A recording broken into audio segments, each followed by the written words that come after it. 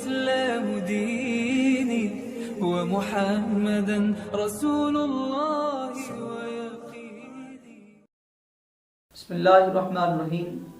وَإِذِ ابْتَلَىٰ إِبْرَاهِيمَ رَبُّهُ بِكَلِمَاتٍ فَأَتَمَّهُنَّ. آمنت باللہ صدق اللہ العظیم. آج جد الانبیاء پیکر صدق و وفا سرتب قدم تسلیم و رضا حضرت ابراہیم خلیل اللہ علیہ السلام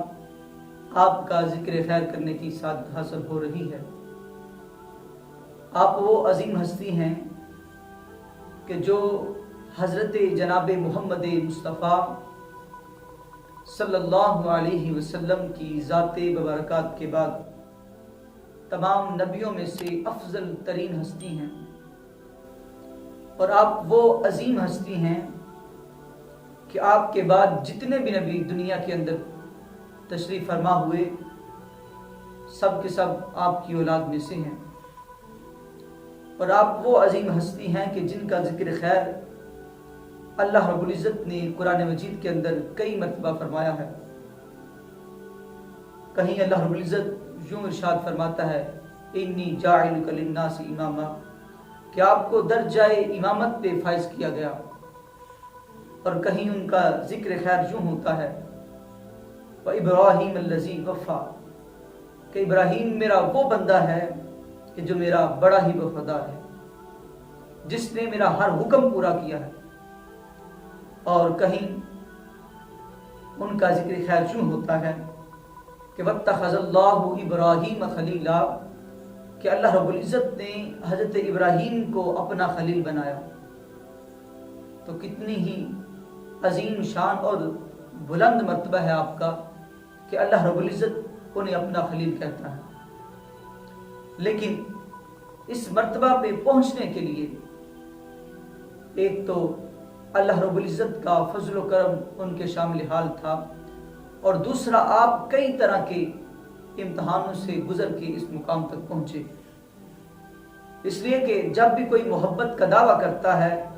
محبت کا دم بڑھتا ہے، تو اسے امتحانوں سے گزارا جاتا ہے تاکہ پتہ چل سکے کہ وہ اپنی محبت میں کتنا سچا ہے. حضرت ابراہیم خلیل اللہ علیہ السلام جو اللہ رب العزت کی محبت کا دم بھرتے تھے، محبت کا دعویٰ کرتے تھے، آپ کو بھی آزمایا گیا. اور یہ آزمانا اس لیے نہیں تھا کہ اللہ رب العزت جاننا چاہتا تھا، بلکہ لوگوں کو دکھانا مقصود تھا تاکہ لوگوں کو پتہ چل سکے کہ حضرت ابراہیم اپنے رب سے کتنی محبت کرتے ہیں. اور کبھی یوں ہوتا ہے کہ اللہ رب العزت نے اگر کسی بندے کو بلند مرتبہ پہ فائز کرنا ہو تو اسے اللہ رب العزت امتحانوں میں سے گزار کے اس لائق بناتا ہے کہ اس درجہ پہ فائز کیا جائے. اور اگر حضرت ابراہیم خلیل اللہ علیہ السلام آپ کے بارے میں یوں کہا جائے کہ آپ کی ساری زندگی ابتلاء و آزمائش کے اندر اور امتحانوں میں گزری تو یہ غلط نہ ہوگا. آپ کی زندگی کو دیکھیں کہ آپ کے امتحان کیسے کیسے ہوئے، تو ہم دیکھتے ہیں کہ کہیں آپ بت پرستوں سے، مشرکوں سے پنجہ آزمائی کرتے ہیں، ان کو دعوی توحید اور دعوت توحید دیتے ہیں، اور ہر باد مخالف اور طوفان بلاخیز کے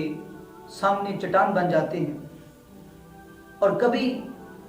یہ وقت آتا ہے کہ آپ حاکم وقت کے سامنے جو ہے دعوت توحید رکھتے ہیں، اور دعوی توحید رکھنے کے ساتھ حاکم وقت کے ساتھ جو ہے وہ کئی مناظرے کرتے ہیں، کئی مکالمے کرتے ہیں، ہر فورم پہ جو ہے اسے شکست فاش دیتے ہیں. لیکن بدقسمتی سے جب حاکم وقت نہیں مانتا تو اب وہ اور اس کے حواری جو ہیں وہ یہ کہتے ہیں قالوا حرکوہ وانصروا آلہتکم ان کنتم فاعلین، اگر تم نے یہ اپنا دعویٰ نہ چھوڑا اور رب کی توحید کو نہ چھوڑا تو تمہیں جلا دیا جائے گا. حضرت ابراہیم خلیل اللہ علیہ السلام آپ نے فرمایا اے فنا عشق کے دستور کا تجھے کیا معلوم، عشق میں دل ہی نہیں سر بھی دیے جاتے ہیں۔ کہا کہ رب کی توحید کی خاطر اگر میری جان جاتی ہے تو چلی جائے، میں تیار ہوں۔ اگر رب کی توحید کی خاطر مجھے پھانسی کے پھندے کو چوم کے گلے میں ڈالنا پڑا تو میں تیار ہوں۔ اگر رب کی توحید کی خاطر مجھے زہر کا پیالہ پینا پڑا تو میں اس کے لیے بھی تیار ہوں، مگر میں رب کی توحید کو، رب کی ذات کو نہیں چھوڑ سکتا۔ اور پھر عالم حیرت نے، دنیا نے یہ منظر دیکھا کہ بے خطر کود پڑا آتش نمرود میں عشق، عقل ہے محو تماشائے لبے بام ابھی۔ اور اس وقت کے جب آپ نے چھلانگ لگائی، حضرت جبریل علیہ السلام آپ تشریف لائے اور عرض کرتے ہیں کہ یا نبی اللہ، اگر مجھ سے کوئی حاجت ہے تو بتائیے۔ تو آپ کا توکل اور رب کی ذات پہ یقین دیکھیے، آپ نے فرمایا تجھ سے کوئی حاجت نہیں۔ تو عرض کرنے لگے کہ جس سے حاجت ہے آپ اس سے کہیے۔ تو آپ نے فرمایا کہ جس سے مجھے حاجت ہے وہ میری حالت کو مجھ سے بہتر جانتا ہے۔ اور پھر آپ اس امتحان میں بھی کامیاب و کامران ہوتے ہیں کہ اللہ رب العزت ان کے اس یقین کو دیکھتے ہوئے آگ کو بھی حکم دیتا ہے، قلنا یا نار کونی بردم و سلامن علی ابراہیم، کہ آگ میرے ابراہیم کے لیے گل و گلزار بن جا۔ آج بھی ہو جو ابراہیم سا ایمان پیدا، آگ کر سکتی ہے انداز گلستاں پیدا۔ یہ وقت بھی گزرتا ہے، پھر اللہ رب العزت کی طرف سے ایک اور حکم آتا ہے کہ ابراہیم جو بیٹا تو نے دعاؤں سے لیا ہے، دعائیں مانگ مانگ کے عمر کے آخری حصے کے اندر تمہیں ملا ہے، اب اس بیٹے کو اور اس کی والدہ کو آب و گیا سنسان وادی کے اندر چھوڑا۔ حضرت ابراہیم خلیل اللہ علیہ السلام رب کے حکم کی تعمیل کرتے ہوئے ملک شام سے چلتے ہیں اور مکہ المکرمہ کی وادی کے اندر حضرت اسماعیل علیہ السلام اور حضرت حاجرہ رضی اللہ تعالی عنہ آپ کو چھوڑ جاتے ہیں۔ اور پھر یوں ہی وقت گزرتا جاتا ہے کہ فلما بلغ معہ السعی، جب حضرت اسماعیل علیہ السلام کام کاج کے قابل ہوتے ہیں، کچھ بڑے ہوتے ہیں، تو پھر ایک حکم آتا ہے کہ آپ خواب میں دیکھتے ہیں کہ آپ اپنے بیٹے کو ذبح کر رہے ہیں۔ اب یہاں دیکھیے کہ حضرت اسماعیل علیہ السلام کو خواب میں ذبح کرتے ہوئے دیکھا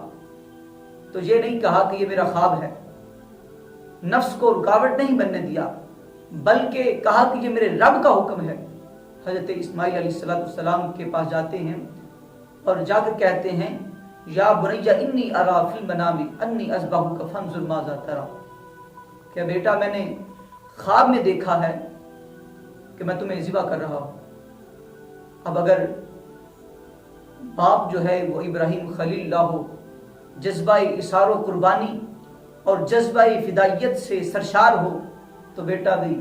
حضرت اسماعیل ذبیح اللہ ہوتا ہے۔ آپ نے فرمایا کہ یا ابت افعل ما تؤمر ستجدنی انشاءاللہ من الصابرین، یہ فیضان نظر تھا کہ مکتب کی کرامت تھی